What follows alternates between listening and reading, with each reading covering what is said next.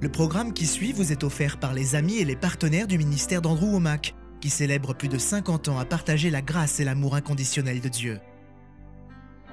Une des choses extraordinaires que nous avons étudiées au travers du ministère d'Andrew a été la grâce, la puissance de l'Évangile. C'est vraiment profond. Et cette révélation que j'ai reçue a changé ma relation à Dieu, mais aussi le regard que je portais sur moi-même. Ça a été une expérience magnifique de recevoir cette révélation au travers du ministère d'Andrew. Bienvenue dans notre émission La vérité de l'Évangile avec Andrew Wommack, un ministère d'enseignement qui se concentre sur l'amour et la grâce inconditionnelle de Dieu. Et maintenant, place à Andrew pour un enseignement sur la parole de Dieu qui transforme les vies, à propos de la grâce, la puissance de l'Évangile. Bienvenue dans notre émission La vérité de l'Évangile. Aujourd'hui, ma première semaine d'enseignement au travers du livre aux Romains touche à sa fin. Nous sommes toujours au chapitre 1, il y a 16 chapitres dans ce livre, mais ça ne va pas être une série qui dure 16 semaines. Je vais accélérer, mais j'ai vraiment mis l'accent sur Romains chapitre 1, versets 16 et 17, qui pour moi représente le clou qui tient l'ensemble.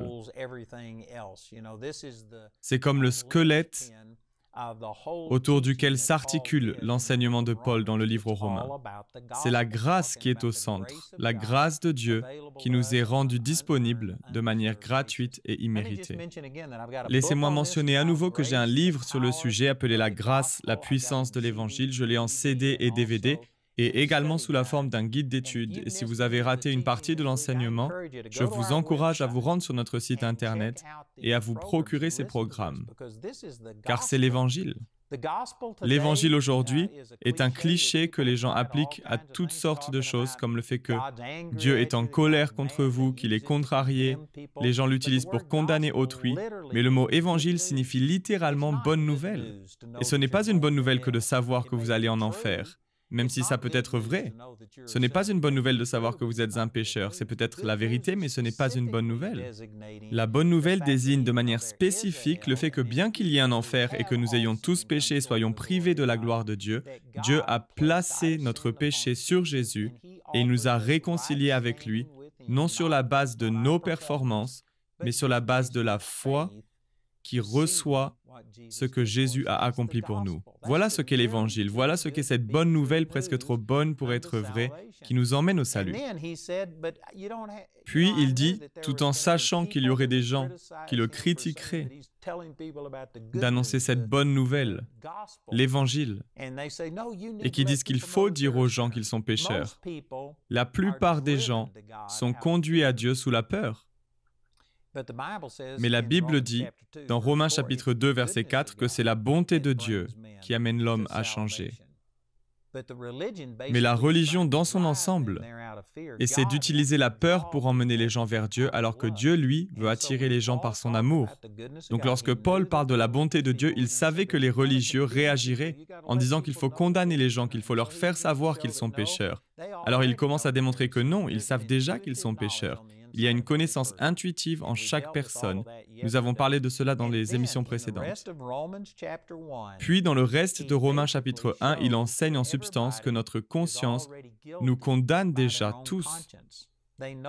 Ils savent dans leur cœur qu'il y a un Dieu et ils savent qu'ils ont échoué à devenir la personne que Dieu les a créés pour être.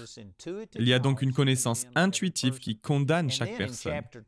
Puis au chapitre 2, il parle des Juifs religieux qui essayaient d'imposer la loi à ceux qui avaient une relation avec Jésus. Ils enseignaient que Jésus ne suffisait pas et qu'il leur fallait aussi vivre saint. C'est pourquoi il montre au chapitre 2 que les Juifs religieux étaient doublement coupables, car ils avaient non seulement cette connaissance intuitive que Dieu existe et de ce qui est bien ou mal dans leur cœur, mais ils avaient aussi la parole écrite de Dieu et la loi qui amplifiait cette culpabilité. Ils étaient donc rendus coupables par leur conscience et par la loi écrite de Dieu. Ils étaient donc doublement coupables, et dans Romains, chapitre 3, il dit « Par conséquent que vous soyez un juif religieux, ou un païen, un gentil, une personne qui n'avait pas de relation avec Dieu, peu importe qui vous êtes condamné, soit par votre propre conscience, soit par votre conscience et la loi. Donc les religieux et les non-religieux sont tous logés à la même enseigne, ils ont tous péché et sont privés de la gloire de Dieu. Voilà un court résumé des 3 premiers chapitres du livre aux Romains. Mais laissez-moi revenir au premier chapitre de ce livre dans lequel il y a des sujets que j'aimerais aborder car ils sont vraiment actuels.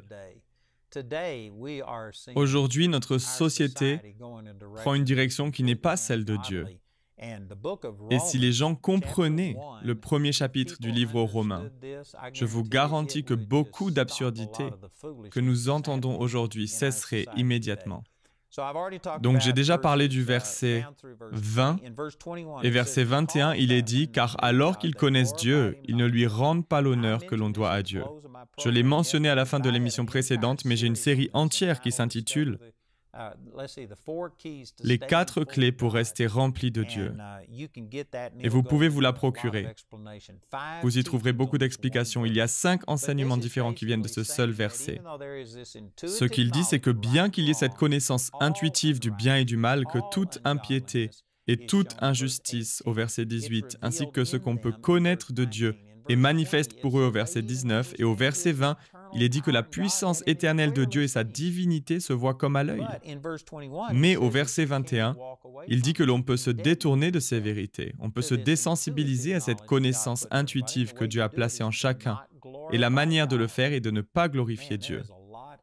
Il y a énormément de choses à dire, c'est pourquoi je vous encourage à vous procurer cette série sur les 4 clés pour rester remplis de Dieu.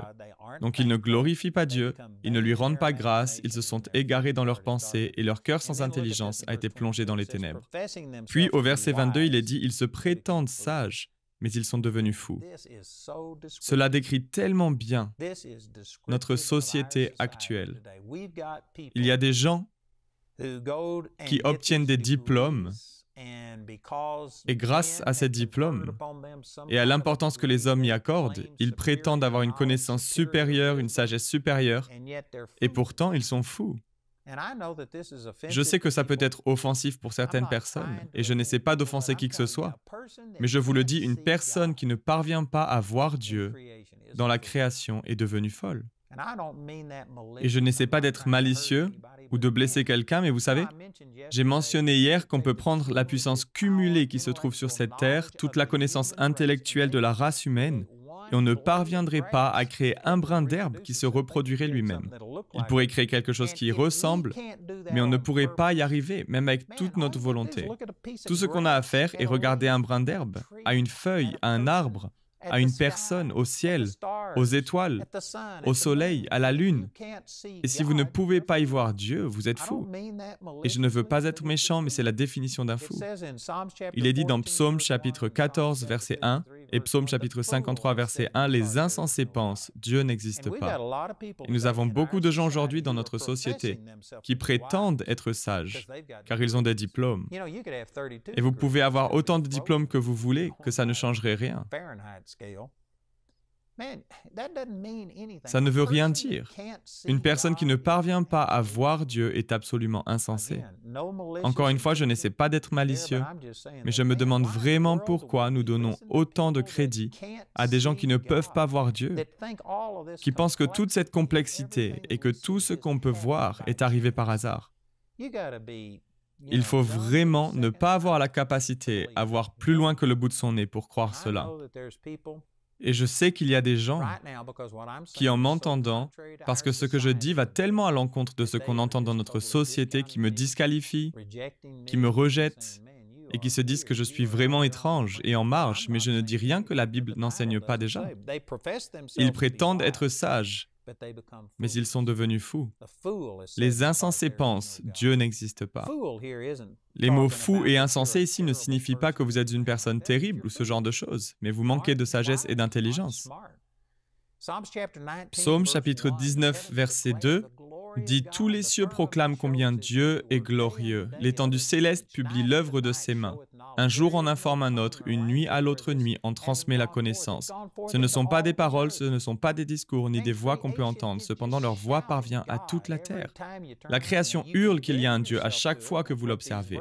Maintenant, vous pouvez vous y désensibiliser. C'est ce dont ces versets parlent et c'est ce qui arrive aujourd'hui. La théorie de l'évolution, cette croyance a rendu beaucoup de gens insensibles à cette connaissance intuitive qu'il y a un Dieu. Mais je vous garantis qu'elle est toujours là. Et si vous restez tranquille et que vous considériez honnêtement ce que je suis en train de vous dire, je vous garantis que ce petit dispositif que Dieu a placé en vous commencerait à vous rapprocher de lui et vous sauriez qu'il doit certainement y avoir un Dieu.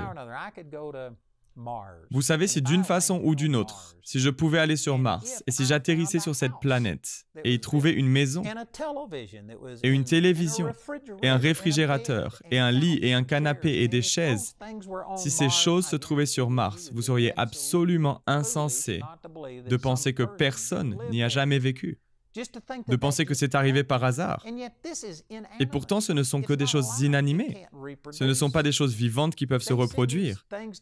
Ils envoient ces appareils sur Mars pour trouver quelques infimes traces qu'il y a eu de l'eau sur cette planète. Et ils en concluent qu'il y a dû y avoir de la vie un jour grâce aux analyses de ces petits échantillons. Et s'ils devaient y trouver une maison, et si quelqu'un disait que ça a simplement évolué, qu'il n'y a jamais eu personne sur Mars, vous seriez considéré comme fou. Et de la même manière que les gens regardent à notre création et à tout ce qui se trouve sur cette planète Terre et continuent de penser que ça a évolué, que ça vient du hasard, vous êtes insensés.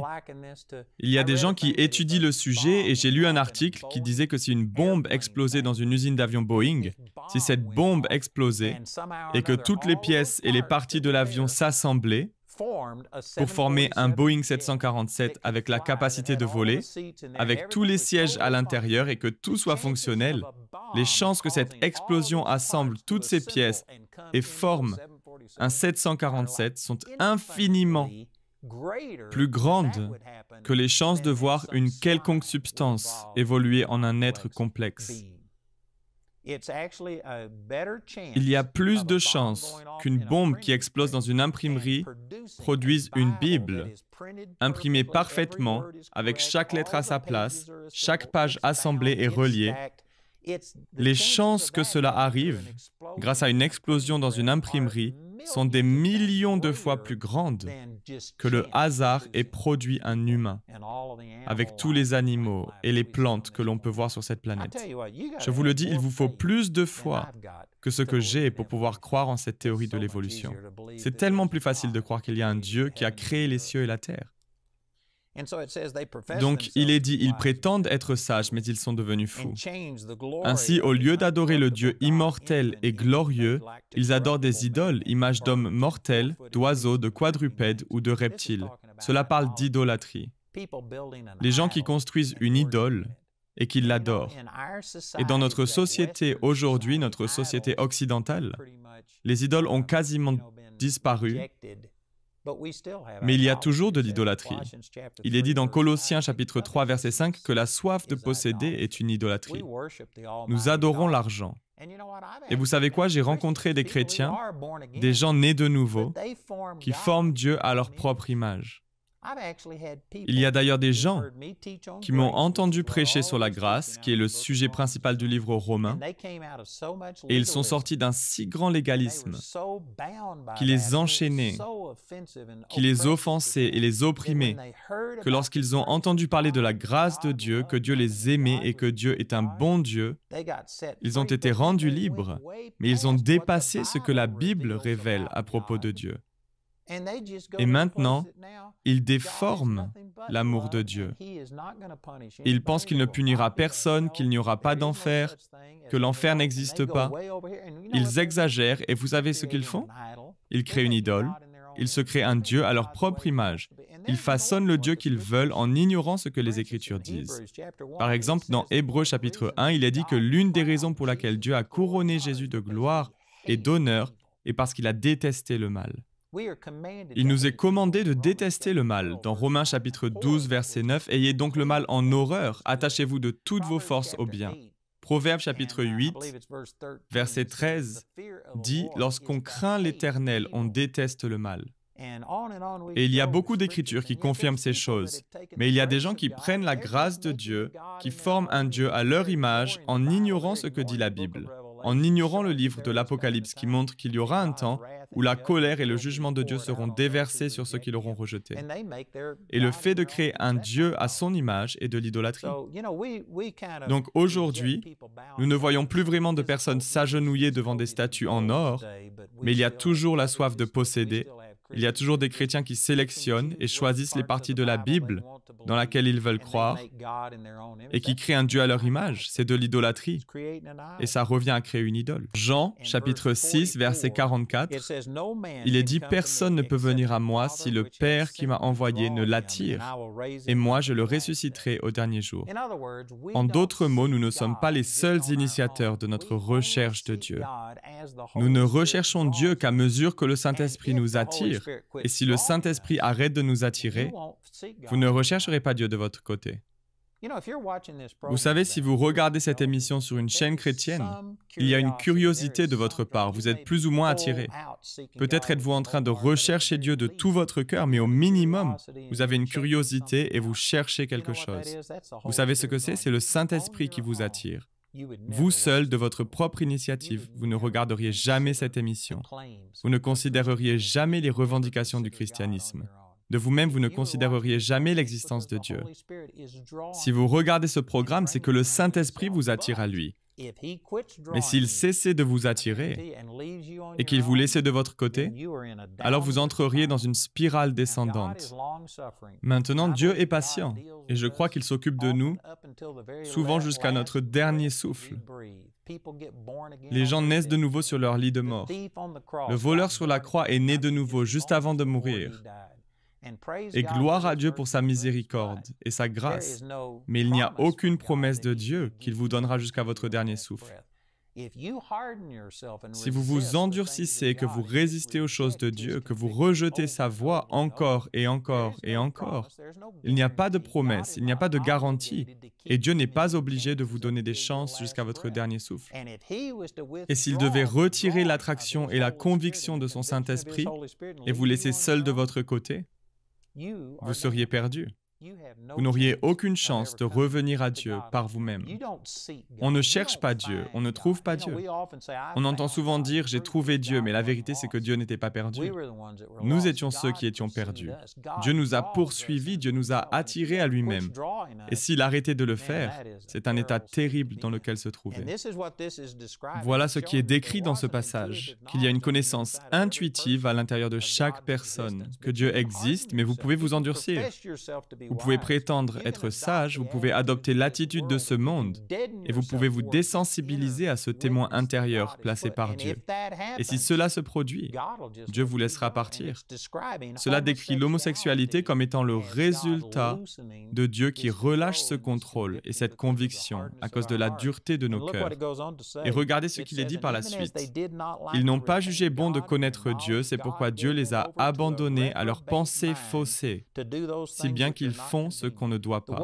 Cette pensée faussée signifie que Dieu a retiré ce témoignage intérieur, cette conviction. Certains diront qu'ils ne se sentent aucunement coupables par rapport au péché.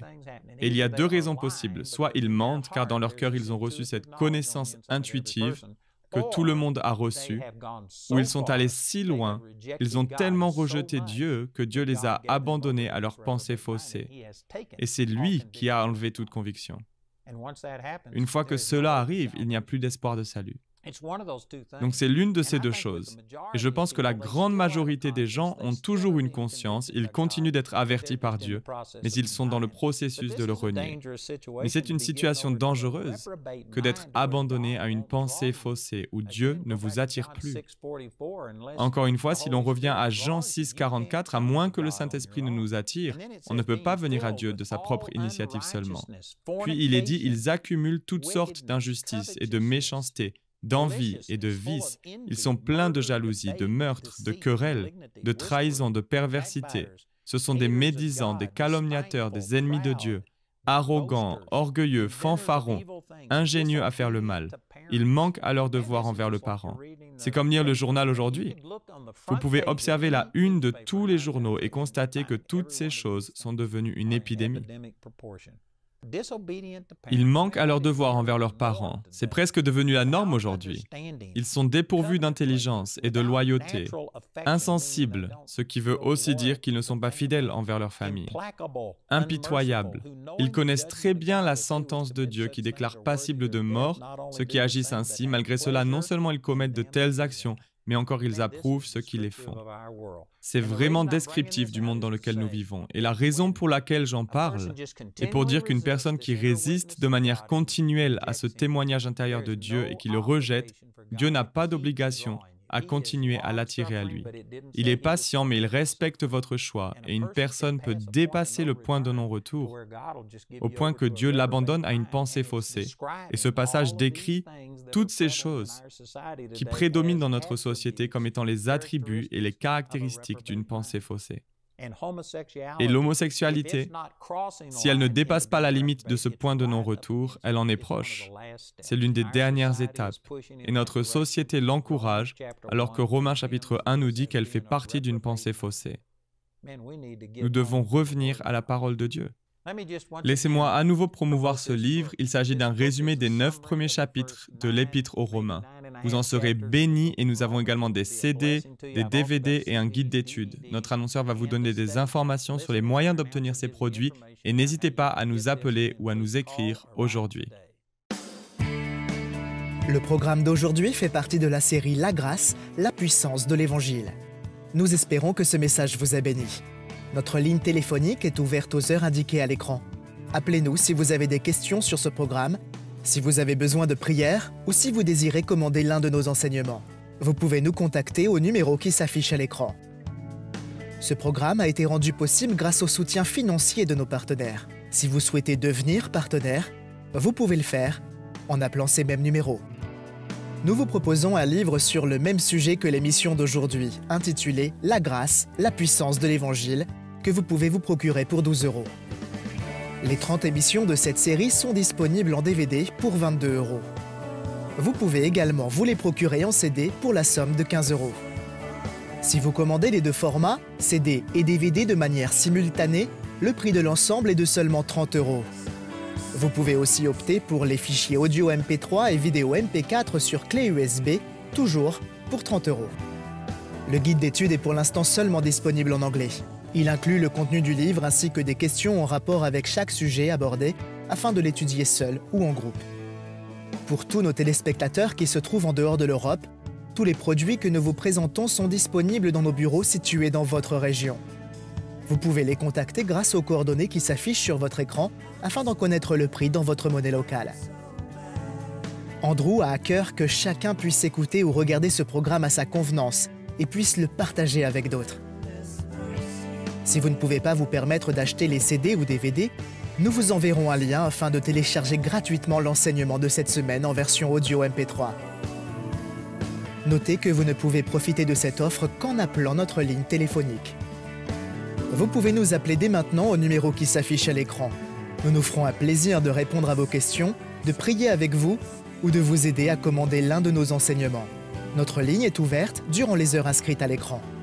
Nos opérateurs téléphoniques répondront en français ou en anglais selon les informations qui se trouvent sur cette annonce. Toutes les ressources d'Andrew en français se trouvent dans les boutiques en ligne des sites internet de nos bureaux affichés à l'écran.